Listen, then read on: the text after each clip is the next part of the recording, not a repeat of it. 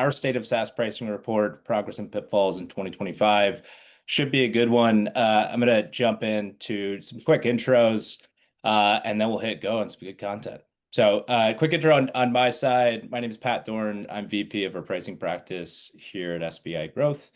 For a little bit of context on me, based out of the Boston area, I've been in SaaS pricing for the better part of 6 years. I actually came over, for those not privy, in the Price Intelligently acquisition by SBI tail end of last year. The thesis of which was to pair kind of the price setting that Price Intelligently has historically been really good at with the price getting within SBI. And with that, I will kick it over to my gracious co-host, Tom, for an intro. Awesome. Thanks, Pat. For those on the line, Tom Radler, principal in our pricing practice, 13 years in pricing writ large, ranging from algorithmic pricing for colleges and universities, and getting into consumer packaged goods, trade promotion management, and then spent about 3 years in SaaS pricing before coming over to SBI. And to Pat's note, right, really looking to marry a bit of the pricing strategy and structure and getting closer to how that dovetails into commercial execution as well. So love it. We're sharing. Thanks, Tom.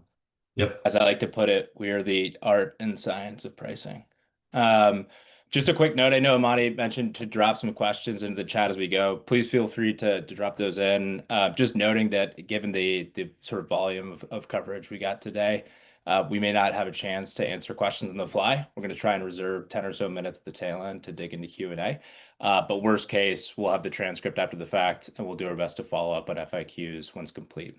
So just a quick sort of orientation around who SBI is and what we do. Not an SBI commercial, but want to bring the group up to speed. We are a go-to-market consultancy that help on kind of the hairier problems of growth across the go-to-market continuum for our clients. So if you click into the center box there, you see we'll be double-clicking into pricing and packaging optimization today, but other stuff that we tend to work on for our clients are things like revenue model transformation, sales org optimization, new logo acceleration, et cetera. All those things that keep SaaS operators, owners up at night, and we do that across 4 key service lines. So consulting is going deep and fast. Advisory is kind of plugged in as your go-to-market SME. Training helps enable and upscale your reps, frontline managers, et cetera. And technology ensures that you can activate all of that within your tech stack. So that's our bread and butter. As I mentioned, we'll be double-clicking into pricing and packaging today. A little bit of stage setting before we get into the good stuff. And again, this is to kind of orient you around the data we collected, the game plan for today. We do an annual state of SaaS pricing report. Some of y'all may be familiar with the Price Intelligently work of old, to help the broader SaaS market get a sense of what's happening, who's winning, who's losing, and wanted to run you through kind of the fact base of data that we use to arrive at some of the insights that we'll run through today. So we surveyed 321 SaaS operators and executives that either inform, influence, or own pricing outright. And this is kind of the key segmentation breakdown of the data that we got back. So annual revenue, top left, skewed slightly up market for us, in part because that's the segment of the market that we serve. But 23% was SMB, which we've categorized as 50 million or less, 34% mid-market, 50 to 500 million, and 43% 500 million plus. So you'll see us throughout the presentation today reference back to those revenue thresholds. That hopefully helps get you a sense of where the data came from a segment perspective. We also had a range of company funding background, so 40% publicly traded. Then we had a split quarter each of PE-backed and VC-backed, and then also had some representation from the bootstrap crew at 9%. Target customer was overwhelmingly at B2B. So most of the folks we surveyed served B2B themselves, with 10% serving B2C. And then looking to the bottom here, this is more the approach to pricing that our respondents take internally. So pricing function, almost half use a group function to get home on pricing answers. And then on the right, pricing sophistication, which we'll click into with our first insight of the day.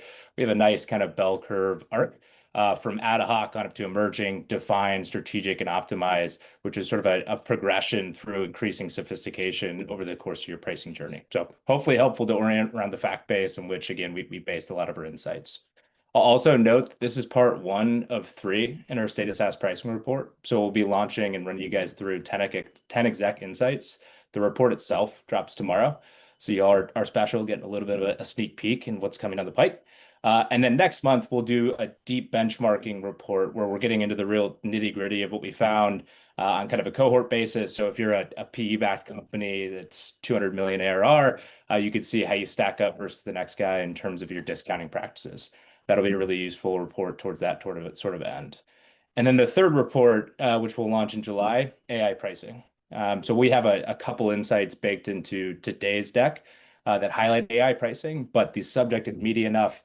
It's changing at a quick enough pace that we thought it warranted splitting it out in its own report here in a couple months. In terms of how we'll be running you through these insights, this is kind of what you can expect. I'll go ahead and flash up the report insight itself, talk you through what we found. We'll then get into supporting data, so effectively how we found that, and then we'll chat through tactics and strategies. So Tom will kind of lead the dance on that, helping you understand why it's relevant to you, and ultimately what you can do to go action.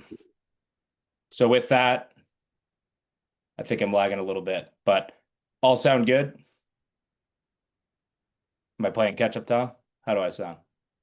You sound great. Okay. Sounds good. You're Let's not get lying to rolling. me. Let's do it. Let's dive in. Insight number one, sophisticated pricing is a must-have by $250 million in annual revenue. So we went out to the market and wanted to get a sense, where is that real tipping point where folks' internal pricing motion moves from unsophisticated to sophisticated? So collected some data around how sophisticated our respondents' pricing approach is, and we pitted that against annual revenue. What we found is that tipping point, that threshold that you jump from un to sophisticated, is right at about $250 million in ARR. So the majority of the market below that threshold has an unsophisticated pricing approach. They're living in ad hoc or emerging. Once you jump above, you see about 70% of the market have at least a defined approach. And we've defined how we sort of categorize defined at the bottom here.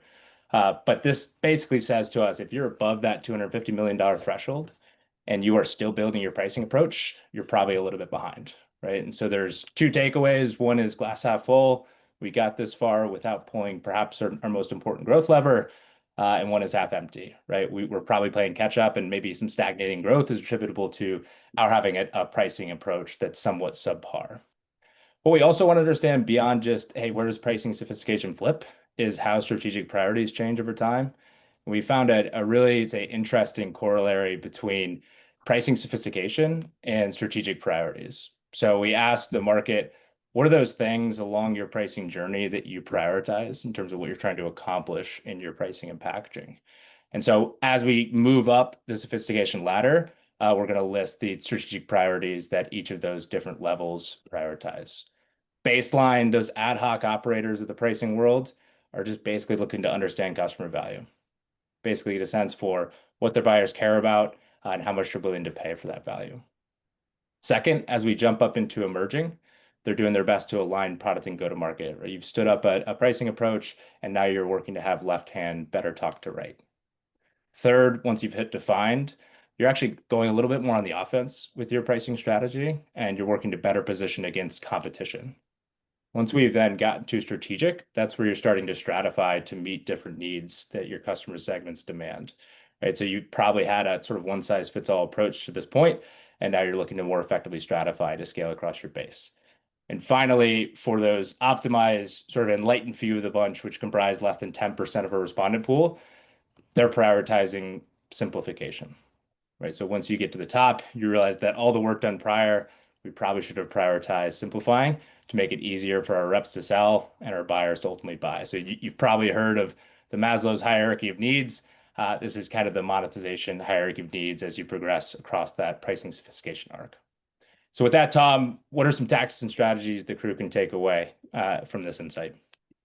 Yeah, I think the first one, and we see this a lot, right, in market is really defining the value at stake. So if you think about levels of pricing sophistication, whether you're moving from, emerging to defined, a lot of times it's as simple as taking it from being someone's part-time responsibility to being a full-time responsibility, or allocating a senior leader to look after pricing.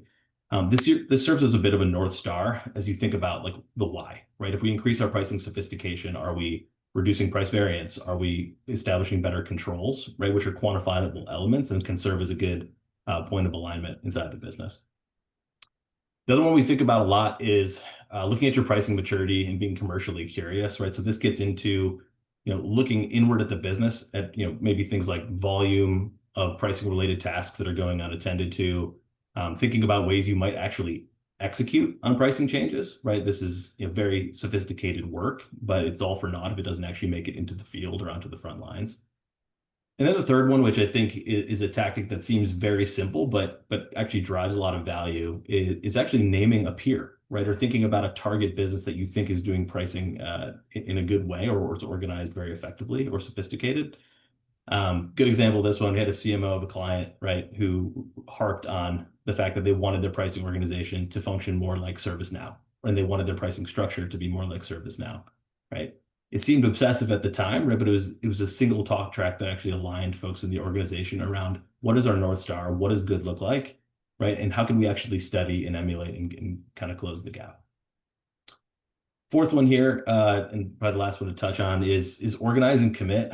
When it comes to pricing sophistication, the first version or iteration as you move up your maturity curve will likely not be the last version, right? So establish what level of maturity makes sense for where you are, right, as a business, and get off the ground, right? You're gonna have to make tweaks. You're gonna bring in different, voices or different folks into the room as you continue to mature and grow as a business. But the key part is actually taking the first step and just getting some motion going. Love Anything it. to build there, Pat? Well put. Thanks, Tom. Clicking down into insight number 2. Pricing complexity is the rule, not the exception. Like life, pricing does not get simpler by default. It requires exerted effort to avoid complexity. So we went out and wanted to understand what are the real pain points in the market across the different pillars of pricing and packaging.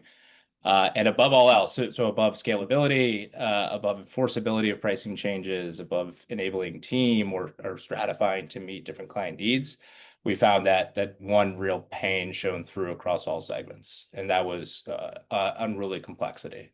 So 60% of companies, segment agnostic, said that too much complexity in pricing and packaging, leading to confusion internally and externally, was a leading pain point, right? So we could see here too that unsurprisingly, complexity gets, say, more problematic over time.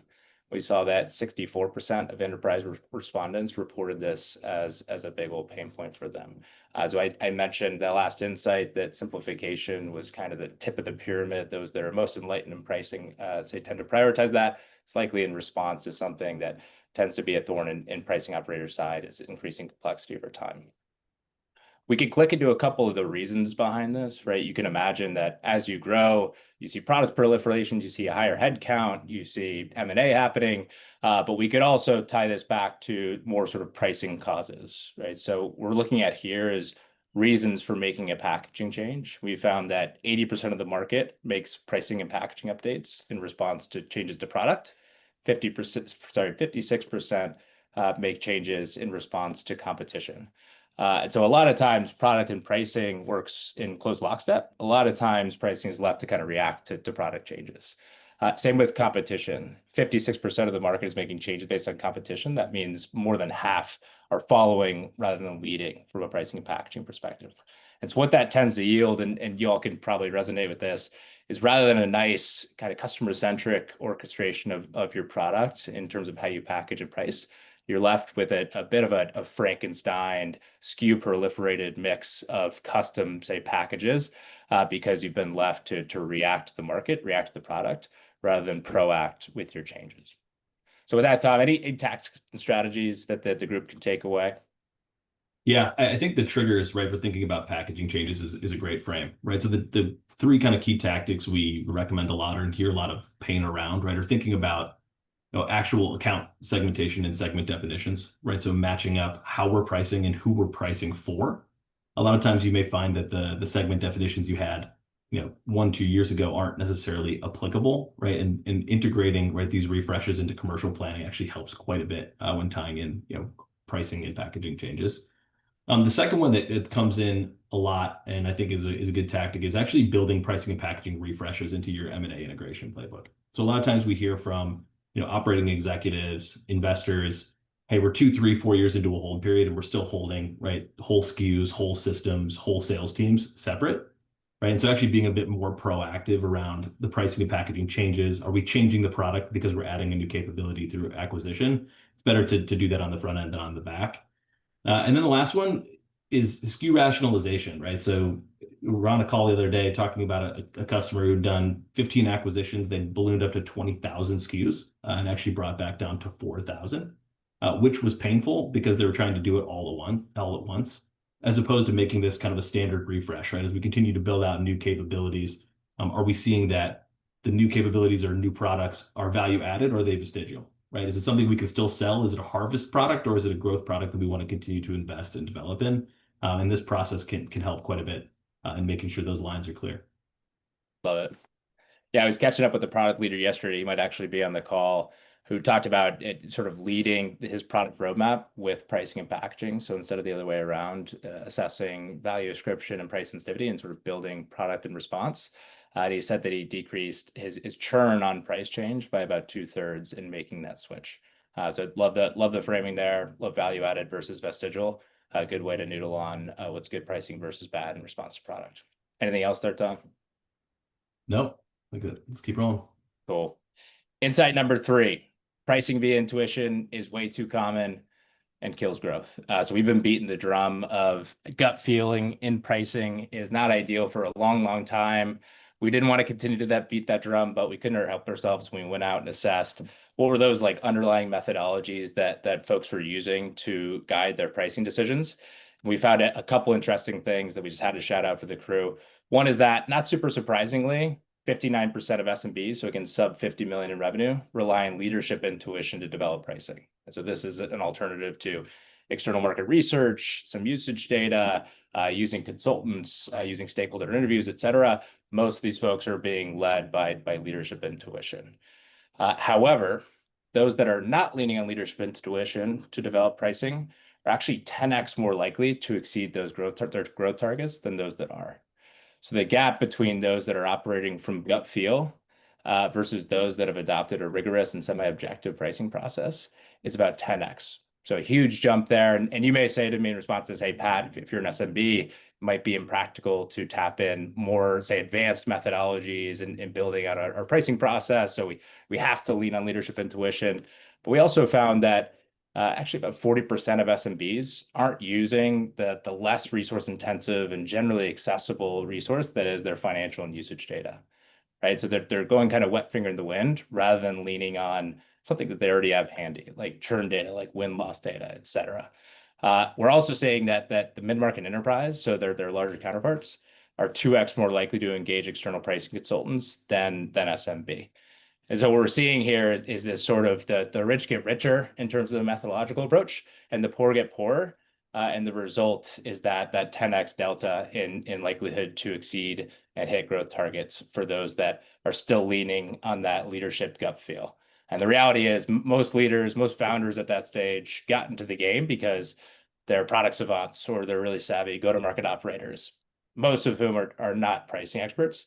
And so best to kind of redirect that intuition at product, at go-to-market, and adopt a more rigorous kind of team-sourced pricing approach instead. So with that, thoughts, Tom? Any sort of like insights or takeaways the crew to glean from that? Yeah, there's a lot here, right? So I'll focus on tips of the ways, but I think the most important pieces from a tactical perspective are try to the extent possible to be always on, right? To build conviction in your pricing, right? So we think about the leadership intuition kind of, leading the way for SMB, like try to fight against that a little bit. And the ways that you could do that are making, external market research and to the extent possible, gathering customer perspective early and often, right? As you roll out pricing and packaging changes, as you're doing pilots, make sure that you're integrating the learnings at scale across the business.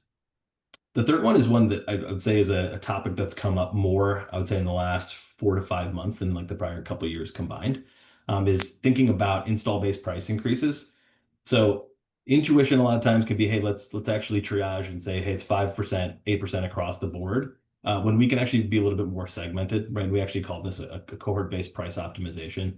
So looking at things like account history, looking at product adoption, are you single versus multi-product, or how sticky are you in the account?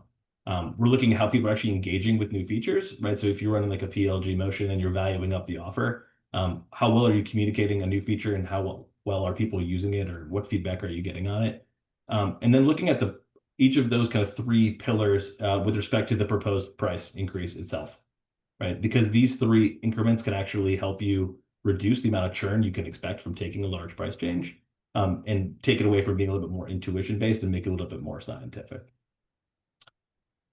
Third one here is actually measuring the usage and adoption to development spend. So one of the things that feels very simple to say, and it's a little bit harder to do, is actually looking at the usage of the products themselves, right, versus the adoption, and then also looking at how much we're spending to develop new parts of the product, right? Is there a clear misalignment in our R&D spend versus where we want to take the product roadmap going forward? Often is a quick exercise that can help spot misalignment early. Pat hit quickly talking about mid-market and enterprise, being 2x more likely to engage third parties. You don't have to hire an external consultant, right, to get good insight, but you should get a second opinion, right? If leadership intuition is the final word on pricing, find peers, right? Go listen to the market feedback, right, and make sure that we're being a little bit more comprehensive in how we're actually thinking about pricing changes. Love it. Yeah, pricing can be on that point pretty darn taboo. But I can guarantee you the same way you kind of ping pong product ideas or go to market best practice against friends and family in the SaaS space, you can do the same on pricing to stress test your thinking from the outside looking in. Thanks, Tom. Cool. So insight number 4, there's no perfect home for pricing. We went out and selfishly wanted to uncover that X department or Y C-suite is the ideal final decision maker and owner of pricing. The data came back much less muted than that, right? So the reality is that there is no consensus in SaaS and the perfect home for pricing. Interestingly, though, despite lacking consensus, 90% of respondents think they were the ones that had the right answer. So either we're seeing the Dunning-Kruger effect in live action, where people are maybe more confident than their capabilities espouse, or more likely than not, no shoe fits every foot, right? It depends on the organization, and Tom's going to talk you through a little bit of strategy around how you set up the right pricing committee and decision-making ownership within your particular org. What we will shout out in terms of pricing ownership, product was the most common across all segments in terms of where pricing ought to roll up. It was closely trailed by sales, finance, and the CEO's office in the down market, and finance in the up market. So as companies grow larger, they tend to see a shift in power away from some of those go-to-market functions into the finance department, who's ultimately kind of keeping score there. We also did some analysis around where pricing ought to live in terms of how decisions are arrived at. So not just the decision maker themselves, but actually, are they getting home on these answers by committee or an individual person bringing forth decisions or something different? And we found that this is a place where the SaaS market has some consensus. So 73% of companies are aligned that pricing should not just be the responsibility of one person. To kind of walk you through what we're seeing here, the black bar is group function. Right? So we have a group of people who own this responsibility. We click into the dark blue just adjacent to that. That's a committee. So we have a formal pricing committee that meets regularly to align on the right pricing strategy move forward. And an interesting thing just to the right of that, the sort of middle blue here, that is no function whatsoever. So no specific people or teams responsible for pricing strategy. And Tom, you might be able to echo this, but I think if we asked the same question 5 or 6 years ago when we entered the pricing space, that, say, middle blue bar would have been quite a bit bigger, where no one was paying a whole lot of attention. No one had it. Even as a second or third hat, pricing was very rarely owned. So to see that shrink to about 2% of the total SaaS market, pretty encouraging. So with that, what do the folks say listening at home kind of take away from this insight number 4? Yeah, a couple things I'd hit just right off the top, and I won't drain all of these, is nail the basics at HQ. Right? When you think about a pricing organization, I think there's a rush sometimes when we enter a new market or we're continuing to build out sales teams or marketing teams in new regions to fully localize the pricing immediately or localize the pricing committee immediately, right? So if you think about operating cadences, who has the right voice in the room, let's get those things right centrally, particularly as you're in the early innings of increasing your pricing maturity. The third one is a heuristic that we use a lot when we think about capabilities of building out like the right home for pricing, organizing for pricing, is a buy, build, or borrow, right? So an example of a buy is, hey, do we have a CPQ that's going to generate the right insight or the right visibility into the pricing outcomes we're seeing? Do we need to build something, right? So do we need to build a pricing committee from scratch? Does that mean we need to define the RACI and charter and make sure that we're being clear and streamlined there? And then borrow, right? And we typically frame borrow as, hey, let's borrow some insight. What are some best practices? Hey, we're looking to stand up a deal desk. What should it look like? Right? What are the good operating cadences or structures that have worked well in the past for someone of our maturity? And then the last one that I think, Pat, you and I talk about this a lot is building a culture of action, right? It's nice to get people around in a room and talk about pricing. We want to change packaging. We want to move to value-based, or we want to move to pure usage-based. We talk about it a lot, and then, right, there's very little action, is what we see a lot of times in industry, right? So providing the right level of agency around your pricing organization is crucial to actually seeing results on an accelerated time frame. Yep. I like to say everyone's got something to say about pricing. Uh, so if you let everyone voice their opinion, you're probably left doing a lot of talking and not a lot of doing. So good stuff. Thanks, Tom. Insight number 5. Finding the right price, surprisingly, is the hardest part of pricing. So we went out and asked the market, what's the most difficult? Say if you could rank the top 3 and stack rank them for us, say parts of pricing, asking around things like enabling your team or activating the product or bringing into your finance and billing infrastructure, say core packaging or bundling. And above all else, despite the increase in pricing research that we've seen and rigor and resources I just shouted out a bit ago, pointed at pricing as a growth lever, finding out that pesky dollar amount to charge continues to be the toughest part of pricing. And sort of begs the age-old pricing question, as we know well, Tom. Am I overcharging and turning my prospects away to the competition, or am I undercharging and ultimately leaving money on the table, which both spooky propositions. Second and third to price point. Second was packaging and bundling. So how do I package my features and bundle my products in a way that makes sense? And the tie for third, pricing structure. How do I scale effectively with my pricing model? And leadership buy-in. Which is an interesting finding here as that sort of tied for third. Some sub findings within the hardest parts of pricing. We found that identifying the right price point was especially difficult for vertical SaaS, right? And I mentioned we had a scale of 3. They rated this at a 1.6 of 3. This is likely the case in that vertical SaaS has a limited TAM. They've tightened the competition. And in turn, they have so many levers of growth to pull and so much room for error within their price point. And in turn, a pretty tricky proposition for them. Second is packaging becomes difficult pretty darn quickly. So it doesn't just take a big old product proliferation or M&A to make packaging hard. Actually, SMBs found packaging tough early, ranking it a 1.8 out of 3. Third, pricing structure is challenging both early and late, gets a little bit easier in the middle. So early pricing structure and finding the right value metrics, we call it, something you're charging on, could be that the difference maker between having a lifestyle business and having a business that's hyperscale. And late, as you serve a bunch of different customer segments who ascribe value to the product in different ways that require a lot of flexibility, makes for a really tricky, say, pricing structure problem for late and sophisticated pricing operators to own. Fourth here is leadership buy-in, as I mentioned, tied for third. This is a good reminder, and Tom, we talk about this here and there. Pricing is part art, part science, and part politics, right? If you can't get endorsement for a pricing change, you could have the say best pricing strategy in the world, but without that leadership buy-in and endorsement, it's likely moot. The easiest parts of pricing and packaging, we list them here. Enabling sales to execute on change. Rolling out to existing customers was a surprising one. Folks found that relatively easy, perhaps because we're seeing increased cadencing and changing pricing on legacy customers, whereas once upon a time, it was quite rare that folks rolled out new pricing to legacy customers. Second was executing the necessary product changes. And third, the easiest of all, implementing a financial and billing infrastructure. So this might be a testament to the uptick in tech that serves, say, flexible pricing across both finance and billing, as well as say subscription management. So with that, any thoughts, Tom, in terms of how folks can tackle some of these hairier pricing problems out there?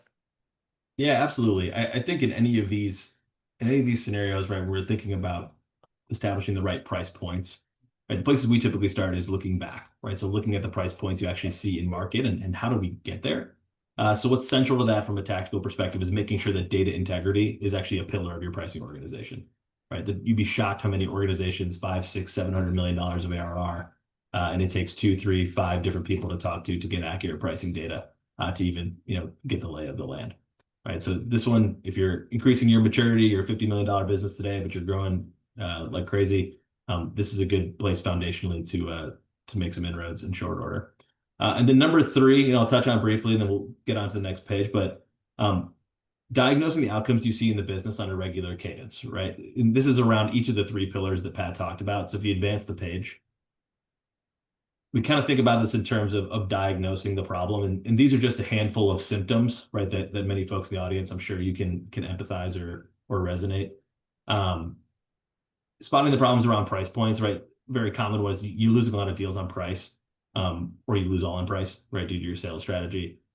You might have a packaging and bundling problem if you're serving multiple segments, but you're one size fits all, right? A very common example that we see is people who are really focused on the enterprise or strategic level accounts. Growth has stalled up there. We're trying to move down market, but the solution is too heavy. The implementation is seven figures, and we're just not really palatable. And that manifests in all sorts of fun ways. And then, cherry picking one from pricing structure.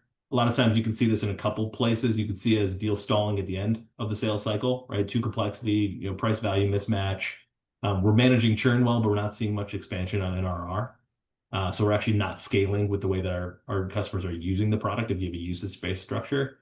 And then the last one, which is a huge pain point that, I'll keep harping on this one as we go, right? We're seeing customers with very different usage levels that are paying the same amount. So very clear misalignment in the structure of how we're, positioning to the account. Yep. Good shouts on symptoms.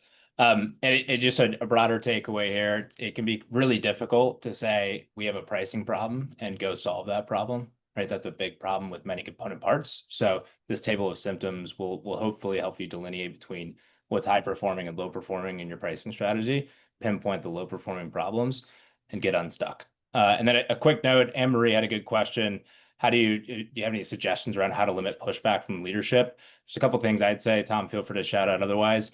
Bringing leadership along for the ride for the start, right? Versus coming to a pricing strategy after rounds of analysis and research and then bringing them the solution.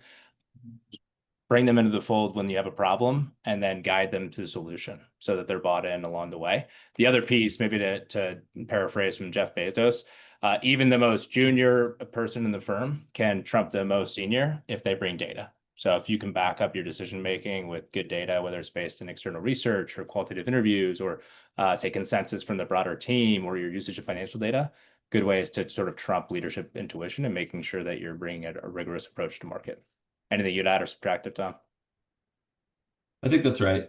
Yeah, I think a lot of times there's a tendency from particularly earlier stage businesses, right? Like a Charlie or a CEO might actually come in and say, hey, no, I actually just want to be informed, like you guys got this, so take it away, right? Then you get to the 11th hour and suddenly I actually want to be responsible for developing the strategy. And so when you're moving at a decent pace, being a little bit more proactive could have moved the roadblocks out of the way sooner.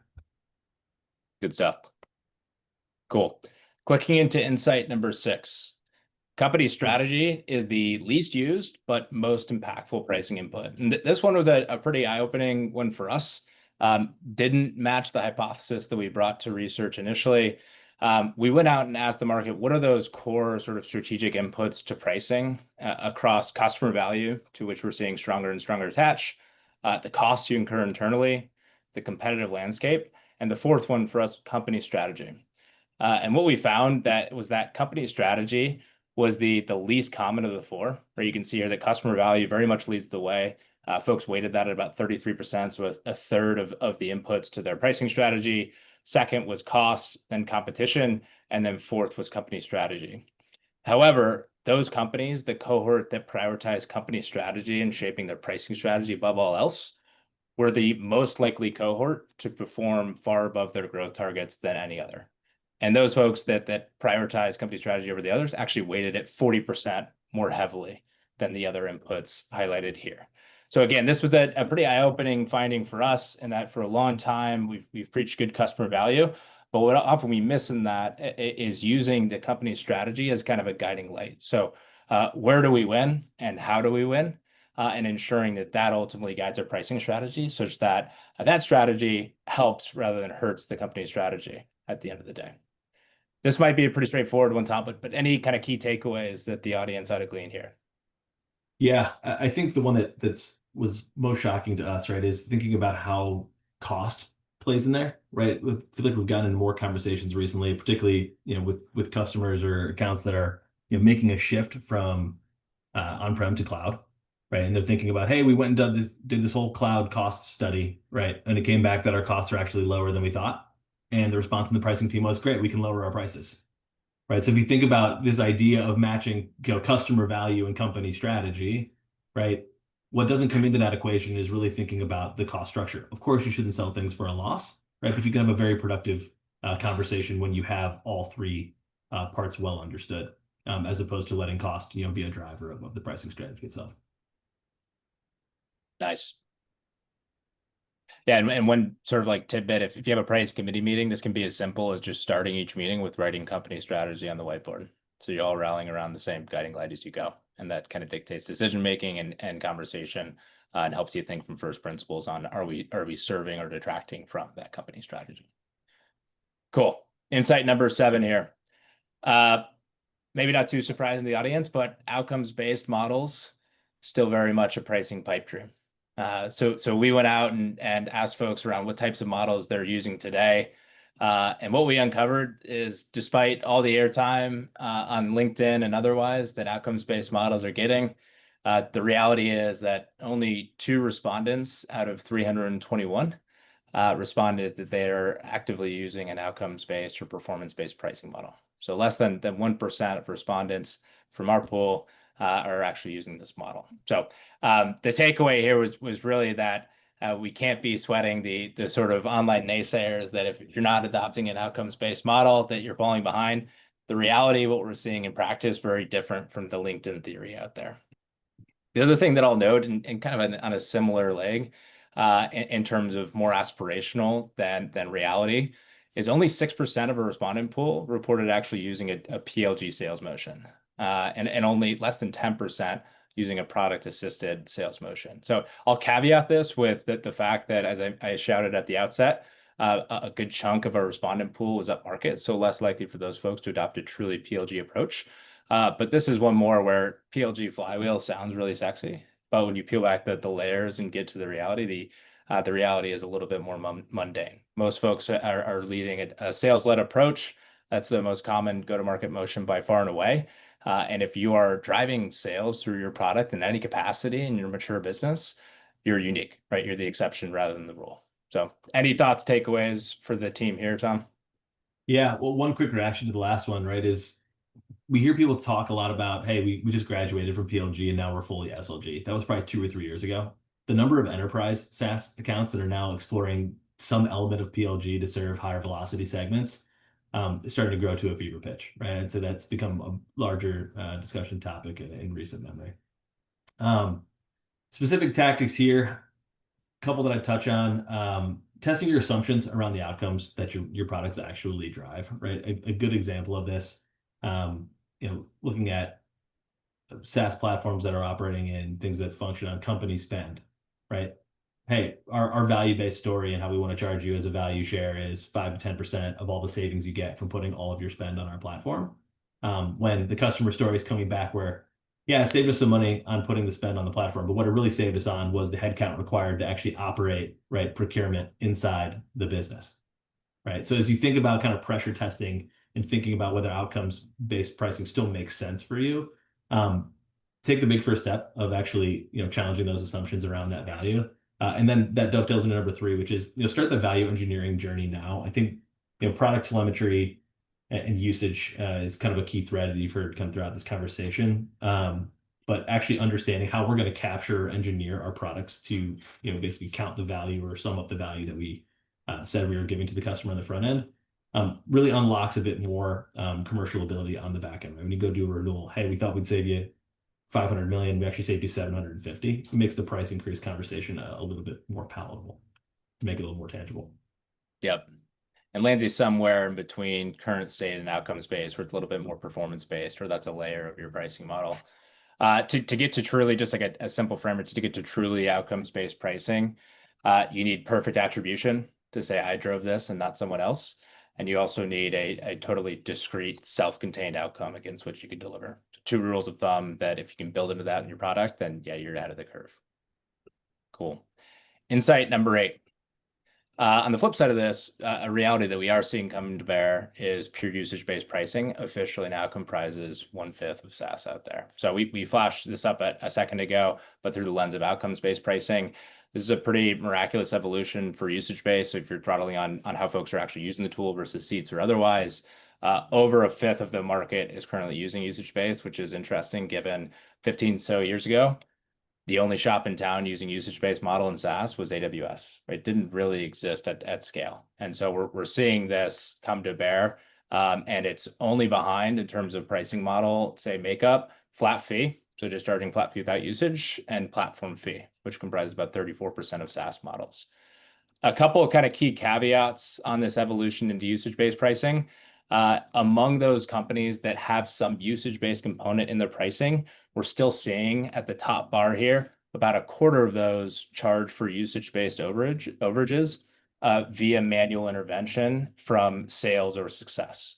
So instead of activating this in the product and lowering activation energy for your buyers, and ultimately allowing your sellers to point their resource at new logo, as well as strategic expansion, folks are still spending a lot of time capturing usage overages with manual intervention from the sales and success team. And we also listed here, just for the group's reference, the other, say, methods that folks are using to enforce overages on usage across all models using some semblance of usage. The other piece that we want to caveat on the evolution of usage-based, seats remain tough to dethrone. A lot of inertia behind seats-based pricing models stemming from way back in the on-prem days of old. We're seeing that almost 80% of the market are still using some sort of seat-based metric to drive their pricing model.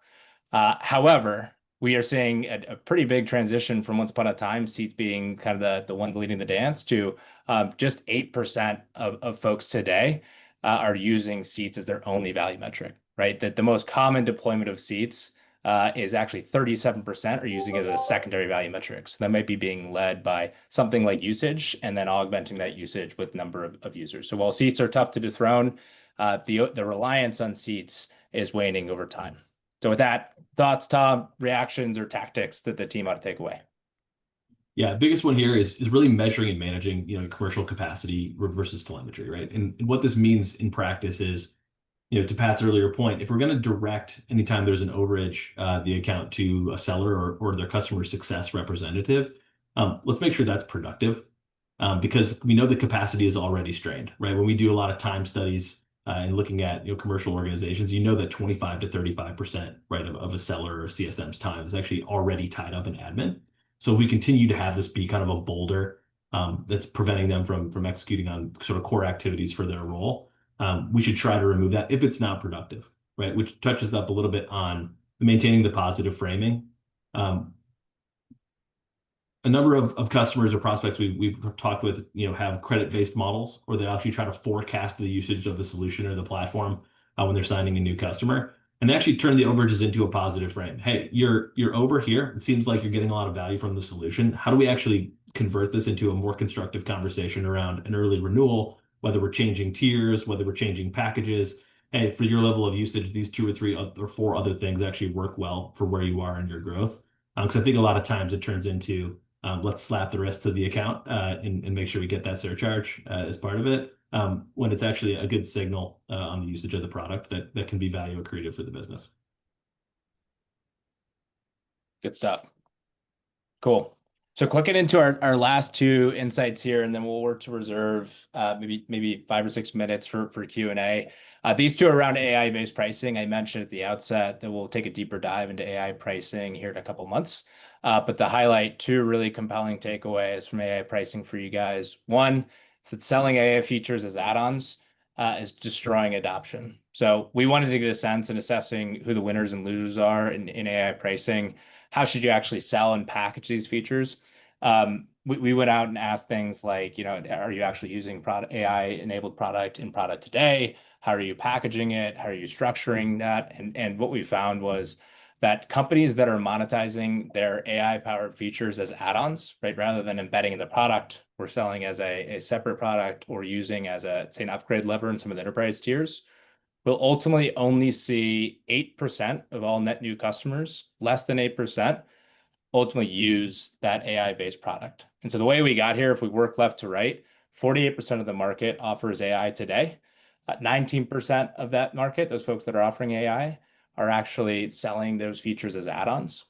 If you're selling those features as add-ons, 20% of your net new customers will ultimately purchase.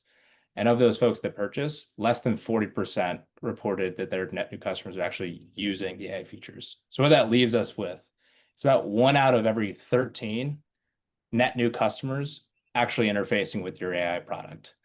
And so in an era where, AI is at the center of just about every product roadmap and strategy out there, we see actually 77% of enterprises have AI live in product today.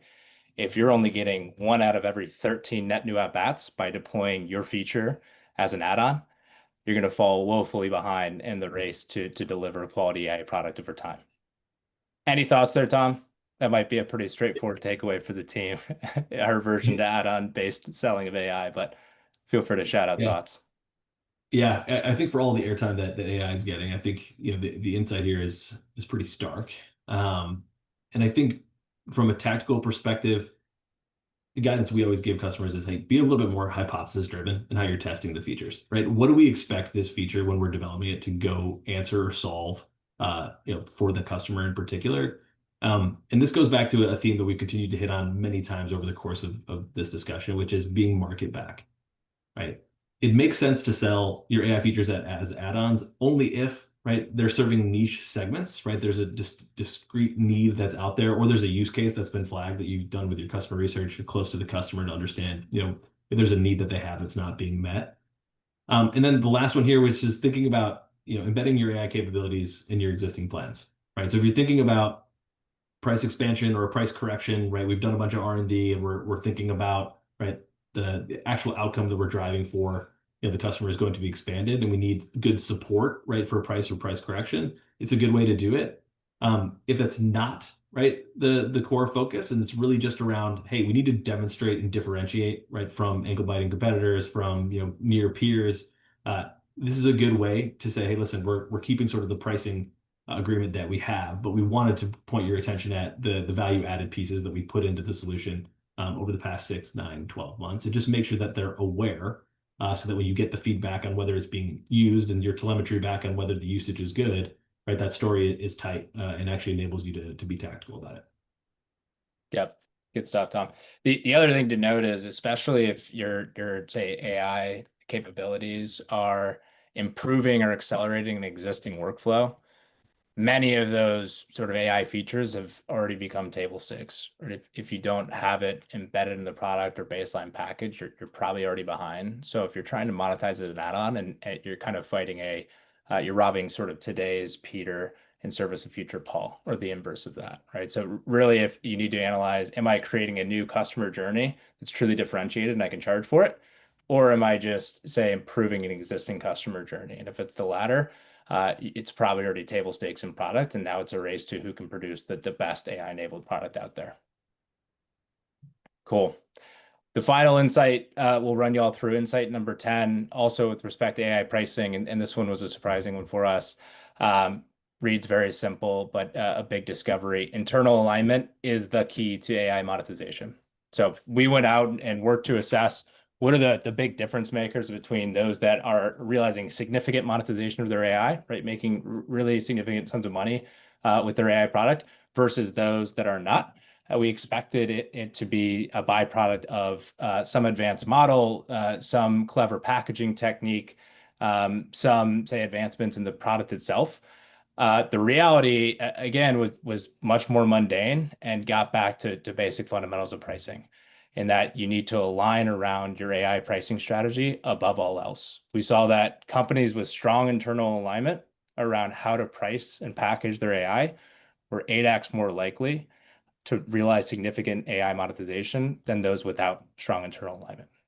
So the baseline here was, hey, you can sort of cut through the noise of what LinkedIn has to say about the new agey tactics and strategies for pricing out AI product.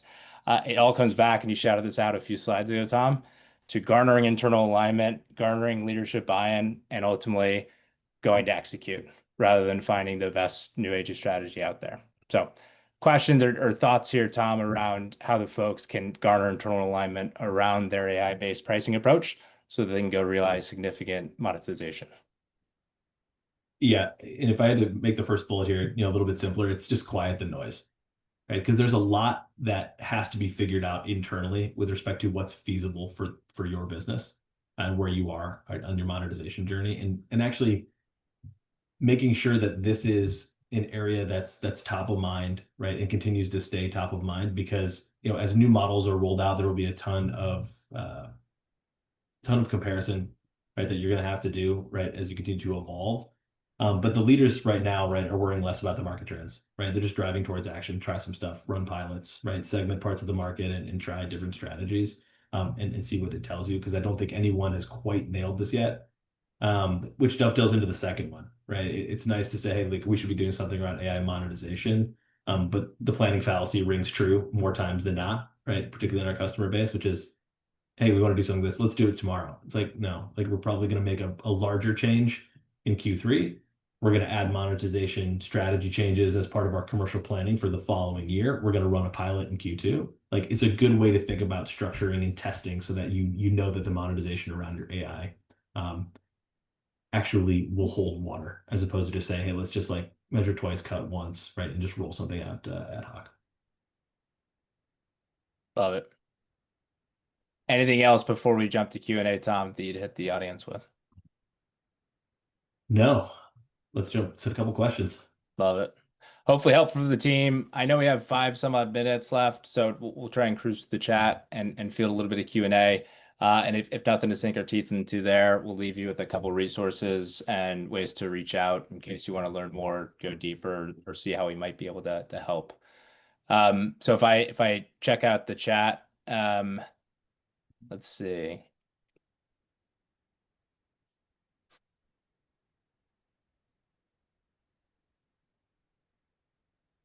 We'll try not to play fake there. I'm cruising through something discrete that we could solve for in a few minutes. Jonathan Yu asked, can you share any insights around dealing with changes in billing model unit, e.g. going from per dev to per app model? What are the best practices in managing that? It's a good question. Any thoughts there, Tom? Not off the top of my head. I think, the first pieces would really be just understanding, right? What are the actual impacts around the rest of the business first? Changing in the billing model unit. Yeah, I don't know. Haven't seen a ton of these changes. Anything from you, Pat?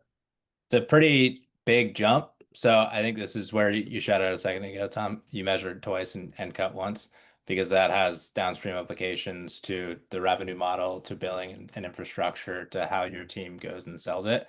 In terms of how you actually go do that, I think you'd want to ensure that your infrastructure and product can support it, right? So we mentioned a little bit ago that the least common problem or the least problematic part of pricing is enabling in billing and finance infrastructure. So if you've stood that up and you're one of those folks that say, hey, this is easy breezy, then you can make that transition. And then it's a matter of really effectively cadencing and communicating with your base to bring them to the updated model, right? And this is probably an evolution, not like pricing change where you might change the dollar amount by 20% and do that over the course of a couple months. This might be a transformation that happens over the course of a year or two in terms of bringing your stack as well as your install base over to an updated model. Cool. Right. Yeah, Jason shouted out if it ain't aligned to customer value, then don't do it. I think that sort of distills that nicely. It's probably misguided if it's an inward looking exercise where you're trying to grow revenue or you've done some analysis and say, hey, if we charge off of X metric, we're going to see Y percentage hike in revenue, and you haven't made an outward analysis to say, do customers actually care about this stuff? Then you're probably missing the mark there. Cool. Any other questions we want to drop in the chat? Francisco said, how do you manage simplicity with segmentation and new products and features coming fast and furious? Manage simplicity with segmentation and new products and features coming fast and furious. I think that the heart of that question might be in how do you balance, say, when you're say producing products at a fast clip, how do you ensure that you're, say, catering those products to the right segments and keep a sort of solid pulse on what your segments need from a product perspective? Any thoughts there, Tom? No, I think there's a couple of elements that I think you shouted out there that are worth emphasizing. If you're planning to do a lot of releases in a year, I think starting out with a clear segmentation around the accounts for both the existing and then also who you're actually going after will point you at some pretty clear mismatches right off the bat. If we're serving or charging more, right, relative to what's existing in the customer base, and we don't have a clear monetization angle right around new features, right, it's a good place to start the conversation. Yep. Yeah, and I think new products that are coming down the pike, to tie back to, and earlier in the conversation, we talked about ensuring roadmap and pricing work in lockstep. The product shouldn't come down the pike unless the segments are aligned to them. So you start with where we'll ultimately win, and then the product should, with the how. How do we win in those segments that we're serving? And if the segments are shifting to that, similar to the pricing model shift, it's a pretty dramatic change in your business. Cool. I know we have just a couple minutes left, so we'll round things out here. Thanks everyone for tuning in and the engagement. If you want to learn more and just seeking some additional resources from us and the rest of the SBI crew, feel free to scan this fancy QR code. It'll take you to our Pricing Leader Resource Center.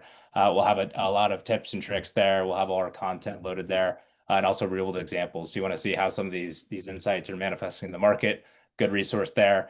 And if you want help directly, this is my email, goes direct to me. Feel free to ping me at pat.doran@sbigrowth.com with any outstanding questions that maybe we didn't get to today, subjects we didn't cover that you might like to see in the next report or want to double click into, or three, learn more about how we can help. Happy to explore that for you. If you have a big old pricing problem that you think you need some external pressure test to go solve, shout it out. But otherwise, thanks very much for attending, everyone. Hope you have a great rest of your day and week. Thanks all.